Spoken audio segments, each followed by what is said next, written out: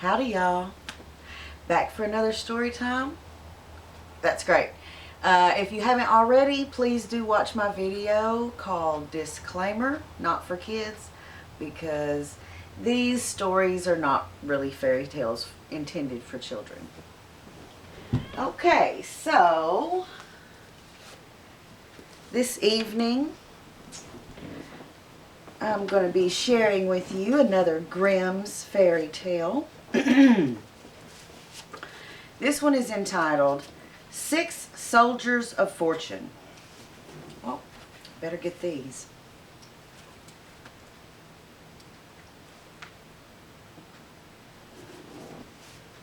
There once was a man who was a jack of all trades. He had served in the war and had been brave and bold, but at the end of it he was sent about his business with 3 farthings and his discharge. "I'm not going to stand this," said he. "Wait till I find the right man to help me, and the king shall give me all the treasures of his kingdom before he has done with me." Then, full of wrath, he went into the forest, and he saw one standing there by 6 trees, which he had rooted up as if they had been stalks of corn, and he said to him, "Will you be my man and come along with me?" "All right," answered he. "I must just take this bit of wood home to my father and mother." And taking one of the trees, he bound it round the other 5, and putting it on his shoulder, he carried it off. Then, soon coming back, he went along with his leader, who said, "2 such as we can stand against the whole world." And when they had gone a little while, they came to a huntsman, who was kneeling on one knee and taking careful aim with his rifle. "Huntsman," said the leader, "what are you aiming at?"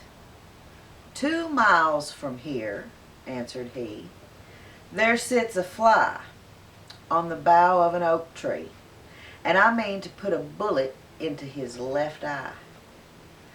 "Oh, come along with me," said the leader. 3 of us together can stand against the world."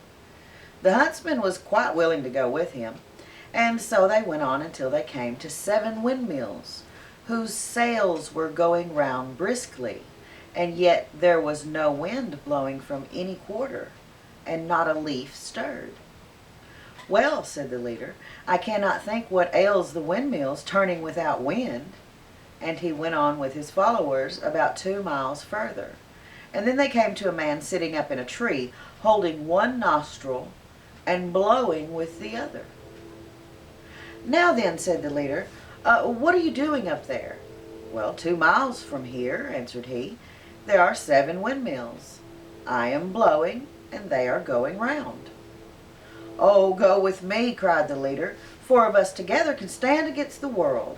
So the blower got down and went with them, and after a time they came to a man standing on one leg, and the other had been taken off and was lying near him. "You seem to have got a handy way of resting yourself," said the leader to the man. "Well, I am a runner," answered he, "and in order to keep myself from going too fast, I have taken off a leg, for when I run with both, I go faster than a bird can fly." "Oh, go with me," cried the leader. "The 5 of us together will stand against the world." So he went with them all together, and it was not long before they met a man with a little hat on, and he wore it just over one ear. "Manners, manners," said the leader. "With your little hat like that, you look like a jack-fool." "I dare not put it straight," answered the other. "If I did, there would be such a terrible frost that the very birds would be frozen and fall dead from the sky to the ground." "Oh, come with me," said the leader. "We 6 together may well stand against the whole world." So the 6 went on until they came to a town where the king had caused it to be made known that whoever would run a race with his daughter and win it might become her husband, but that whoever lost must lose his head into the bargain. And the leader came forward and said one of his men should run for him. "Then," said the king, "his life too must be put in pledge, and if he fails, his head and yours too must fall." When this was quite settled and agreed upon, the leader called the runner and strapped his 2nd leg on him. "Now look out," said he, "and take care that we win." It had been agreed that the one who should bring water first from a far distant brook should be accounted the winner. Now the king's daughter and the runner each took a pitcher, and they started both at the same time. But in one moment, when the king's daughter had gone but a very little way, the runner was out of sight, for his running was as if the wind rushed by, and in a short time he reached the brook. He filled his pitcher full of water, and he turned back again. About halfway home, however, he was overcome with weariness, and setting down his pitcher, he lay down on the ground to sleep. But in order to awaken soon, by not letting too soft, he had taken a horse's skull, which lay near, and placed it under his head for a pillow.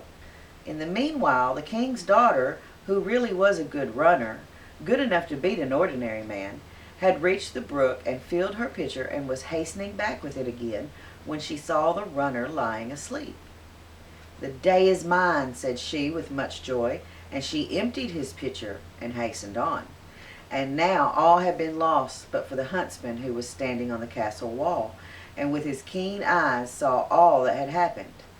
"We must not be outdone by the king's daughter," said he, and he loaded his rifle, and he took so good an aim that he shot the horse's skull from under the runner's head without doing him any harm.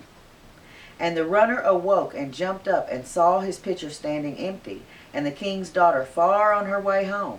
But not losing courage, he ran swiftly to the brook, filled it again with water, and for all that he got home 10 minutes before the king's daughter did. "Look you," said he, "this is the first time I have really stretched my legs. Before it was not worth the name of running." The king was vexed, and his daughter yet more so, that she should be beaten by a discharged common soldier, and they took counsel together how they might rid themselves of him and his companions at the same time. "I have a plan," said the king. "Do not fear but that we shall be quit of them forever." Then he went out to the men, and he bade them to feast and be merry and eat and drink. And he led them into a room which had a floor of iron, and the doors were of iron, and the windows had iron frames and bolts. In the room there was a table set about with costly food. "Now, go in there and make yourselves comfortable," said the king. And when they had gone in, he had the door locked and bolted. And then he called the cook, and he told him to make a big fire underneath the room, so that the iron of the floor should get red hot. And the cook did so, and the 6 men began to feel the room growing very warm, by reason, as they thought at first, of the good dinner. But as the heat grew greater and greater, they found the doors and windows fastened. They began to think it was an evil plan of the king's to suffocate them. "He shall not succeed, however," said the man with the little hat. "I will bring a frost that will make the fire feel ashamed of itself and creep out of the way." So he set his hat on his head straight, and immediately came such a frost that all the heat passed away, and the food froze in the dishes. And after an hour or 2 had passed, and the king thought they must all have perished in the heat, he caused the door to be opened, and went himself to see how they fared. And when the door flew back, there they all were, 6 of them, quite safe and sound. And they said they were quite ready to come out, so that they might warm themselves, for the great cold of that room had caused the food to freeze in the dishes. Full of wrath, the king went to the cook and scolded him, and asked why he had not done as he was ordered. "It is hot enough there, you may see for yourself," answered the cook. And the king looked and saw an immense fire burning underneath the room of iron. And he began to think that the 6 men were not to be got rid of in that way. And he thought of a new plan by which he might be managed. So he sent for the leader, and he said to them, "If you will give up your right to my daughter and take gold instead, you may have as much as you like." "Certainly, my lord king," answered the man. "Let me have as much gold as my servant can carry, and I give up all claim to your daughter." And the king agreed that he should come again in a fortnight to fetch the gold. The man then called together all the tailors in the kingdom, and set them to work to make a sack, and it took them a fortnight. And when it was ready, the strong man, who had been found rooting up trees, took it upon his shoulder and went to the king. "Who is this immense fellow, carrying on his shoulder a bundle of stuff as big as a house?" cried the king. terrified to think how much gold he would carry off. And a ton of gold was dragged in by 16 strong men, but he put it all into the sack with one hand, saying, "Why don't you bring some more? This hardly covers the bottom." So the king bade them fetch by degrees the whole of his treasure, and even then the sack was not half full. "Bring more," cried the man. "These few scraps go no way at all." Then at last 7,000 wagons laden with gold collected through the whole kingdom were driven up, and he threw them in his sack, oxen and all. "I will not look too closely," said he, "but take what I can get so long as the sack is full." And when all was put in there, and there was still plenty of room, "I must make an end of this," he said. "If it is not full, it is so much easier to tie up." And so he hoisted it on his back, and he went off with his comrades. When the king saw all the wealth of his realm carried off by a single man, he was full of wrath, and he bade his cavalry to mount and follow after the 6 men, and take the sack away from the strong man. 2 regiments were soon up to them, and called to consider themselves prisoners, and to deliver the sack, or be cut into pieces. "Prisoners, you say?" said the man who could blow. "Suppose you could have a little dance together in the air." And holding one nostril and blowing through the other, he sent the regiments flying head over heels, over the hills and far away. But a sergeant who had 9 wounds and was a brave fellow begged not to be put to so much shame, and the blower let him down easily, so that he came to no harm. And he bade him go to the king and tell him that whatever regiments he liked to send, more should be blown away just the same. And the king then got the message and said, "Let the fellows be. They have some right on their side." So the 6 comrades carried home their treasure, divided it among themselves, and lived contented until they died. And that was the 6 soldiers. I hope you enjoyed it. Y'all be sweet.